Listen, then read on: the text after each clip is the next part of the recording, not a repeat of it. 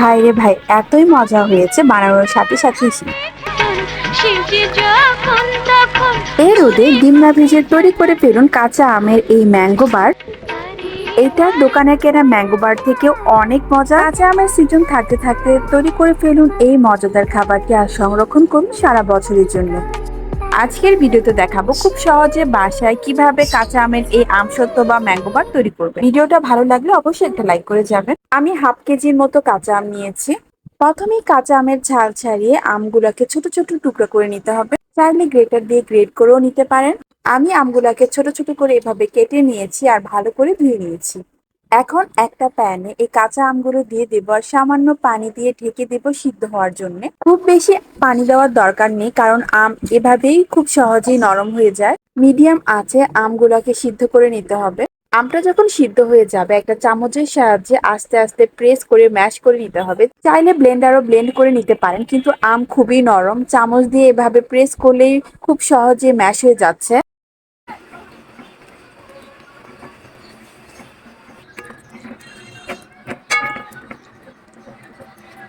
ভালো করে ম্যাশ করে নেওয়ার পর একটা চালনি দিয়ে এই আমের পিউরিটা ছেঁকে নিতে হবে।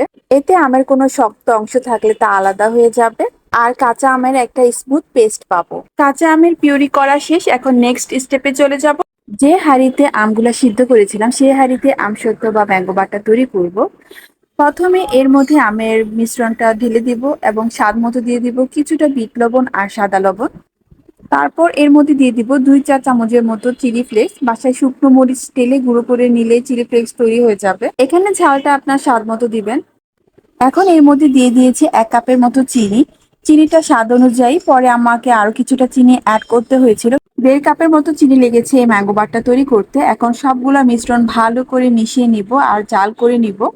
চিনিটা যখন গলে যাবে এর মধ্যে দিয়ে দিব গ্রিন ফুড কালার, চাইলে অরেঞ্জ কালারও অ্যাড করতে পারেন। গ্রিন কালার ম্যাঙ্গো বারটা দেখতে খুবই সুন্দর লাগে।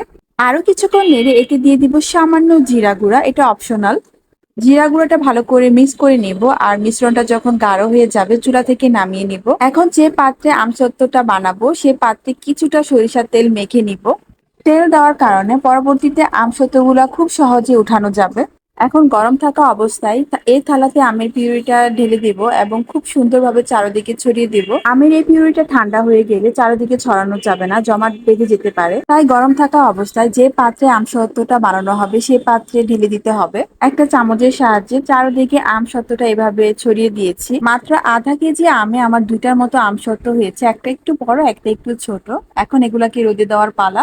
আমের লেয়ারটা খুব বেশি ভারী অথবা পাতলা রাখিনি, মিডিয়াম রাখার চেষ্টা করেছি। আর এই রোদে নতুন ট্রেন্ড বের হয়েছে, সবাই ডিম ভাজছে এই রোদের তাপে। তো রোদের তাপে ডিম না ভেজে তৈরি করে নিতে পারেন এই সুন্দর ম্যাঙ্গো বার। খেতে খুবই মজা, একদিন বানালে সারা বছর সংরক্ষণ করা যায়। খুব সকাল থেকে বিকাল পর্যন্ত রোদে রাখলে একদিনে এটা হয়ে যায়। রোদে শুকানোর পর আমার ম্যাঙ্গো বারটা এরকম হয়েছে দেখতে। আর তেল দেওয়ার কারণে খুব সহজে আমসত্ত্বটা উঠানো গিয়েছে। মাশাআল্লাহ, দেখতে কতটা সুন্দর হয়েছে তাই না? অবশ্যই বাসায় একবার হলেও তৈরি করবে। এটা দেখতে যেরকম সুন্দর, খেতেও অনেক মজা, টক ঝাল মিষ্টি। এই ম্যাঙ্গো বারটাকে ডিফারেন্ট শেপে কাটা যায়, বিভিন্নভাবে ডেকোরেট করা যায়। এটা খেতে খুবই মজা, চকলেট থেকে কোনো অংশে কম নয়। আপনার বাচ্চার জন্য তৈরি করে ফেলতে পারেন। চিলি ফ্লেক্সটা সেক্ষেত্রে অ্যাভয়েড করতে পারেন যদি বাচ্চা ঝাল খেতে না পারে। আমি অল্প করে বানিয়েছি, এখন তো বাসায় সবাই বলছে আরো বেশি করে বানানোর জন্য, কারণ সবাই খেয়ে খুবই পছন্দ করেছে। এটা দেখতে যেরকম সুন্দর, খেতেও অনেক মজা। বাসায় একবার ট্রাই করাই যেতে পারে। কে কোথা থেকে ভিডিওটা দেখছেন অবশ্যই কমেন্টস করে জানাবেন। পরবর্তীতে রেসিপিটা খুব সহজে খুঁজে পেতে অবশ্যই আপনার টাইমলাইনে শেয়ার করে রাখবেন। এই ছিল আজকের ভিডিও। সবাই ভালো থাকুন, সুস্থ থাকুন। আসসালামু আলাইকুম। কাঁচা লঙ্কা ছাড়া মাখবো কি করে, মাখবো কি করে।